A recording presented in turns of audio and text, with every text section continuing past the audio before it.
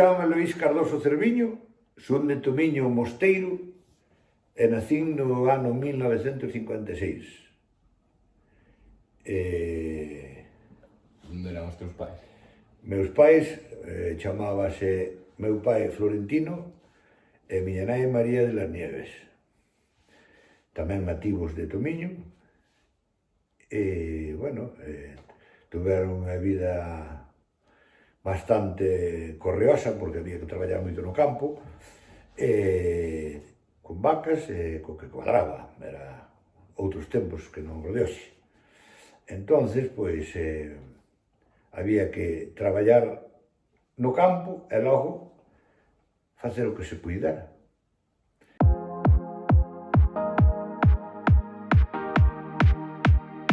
Para ir á escuela, bueno, para ir á escuela tiñamos que primeiro, se cuadra, ir indo a facer un traballiño pro gando e despois ir á escuela unhas horas solo de mañán, porque de tarde xa non se podía ir porque había que traballar.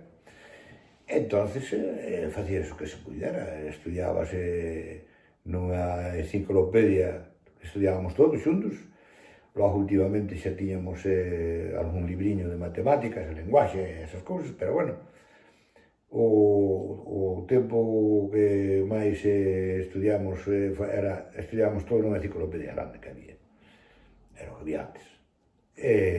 Bueno, saquei o certificado dos estudos primarios e despois a traballar. Aos 12 anos xa empecé a traballar cos albañiles, por aí, de peón de albañil, e no que cuadraba, había que buscar a vida, para axudar aos pais, que daquela, pois, había que axudar.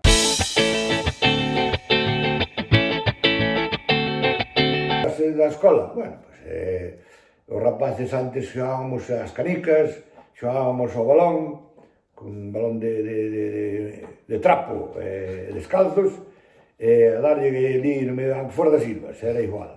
E xogábamos ao peón, ao trompo, e, bueno, tiñamos outras cousas que agora non as hai, agora son cousas modernas, son cousas de nova tecnología, e antes era todo o antigo, era todo natural, e íbamos aos niños dos paxaros, que agora veñen os paxaros aos rapaces, en vez de os rapaces aos paxaros.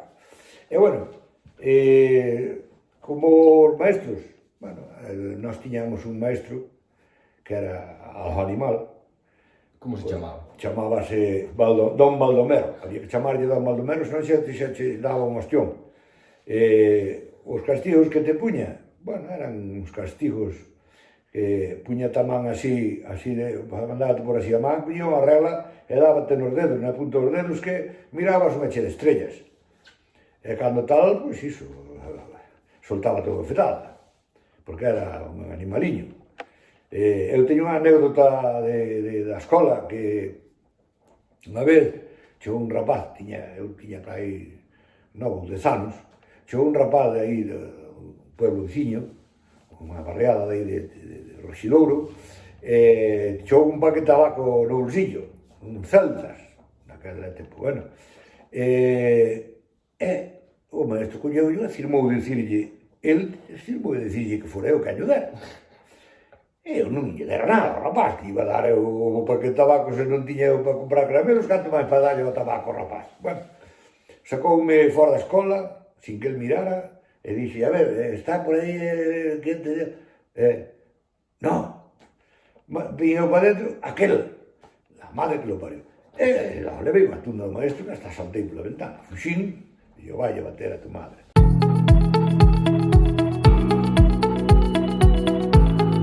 Aqueñe todos os rapaces de Empalme de por aí iban a Aurora, nós os daqui íamos aos Eixo. Coñeciste a figura de Antón Alonso Ríos? Non, oín falar del, pero non o conocí. Non.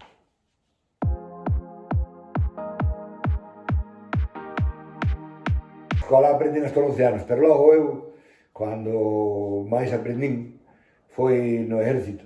Eu marchei a mili, tiña ainda non 20 anos, facía os anos en maio, e eu fun en abril. e logo fun para Cáceres, servín en Cáceres, estuve en UCIR, fixen o CIR en Cáceres. Tuve ali 3 meses e pico. E entonces, a facer o CIR, pois conocín ali un chaval que era de Alicante, un amigo meu, era un rapaz estupendo, e claro, era un chaval estudiado. Entonces, nos tempos libres que tiñamos, á tarde, tiñamos tempos libres, pois eu fixen amigo dele e aprendín, enseñábame moito ali, no tema de estudios, non? Aprendín ben ali con el, nos tempos libres, en vez de andar por ali, pois, enseñábame ali, e logo, dali, pois, marchei para Madrid, fun para Moncloa, estuve no exército, na compañía onde, como se chamaba, Alfonso I, que era as oficinas do exército. Estuve ali con un capitán que, como eu tiraba moi ben ao tiro, eu facía sempre blanco e tiraba moi ben, e logo, bueno, polo que me axudou, aquel chaval, pois, polas circunstancias, fixen moitos exames e aprobamos. Entón, fun para as oficinas do exército, e cheguei ali e dixe, tienes que presentarte al capitán don José María Álvarez Toledo. Fun xunto del, presentéme tal e dixome el, bueno, tú sabes escribir a la máquina, me supongo que sabes escribir a máquina, non? Porque daquela non había os ordenadores. E dixi, eu de máquina, nada, nunca mirei diante de min. Eu escribo ya a mão que queira, pero a máquina nada.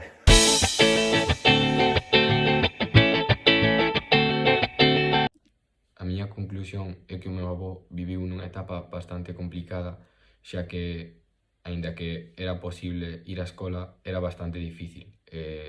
Como dixo el, só foi ata os 12 anos á escola, o que me parece un pouco, pois, mal, aínda que era a situación que se vivía antes. Pero iso, que pareceme que viviu nunha etapa bastante complicada e que a veces non valoramos o que temos. Eu penso que a educación é algo moi importante que temos e que casi non o valoramos.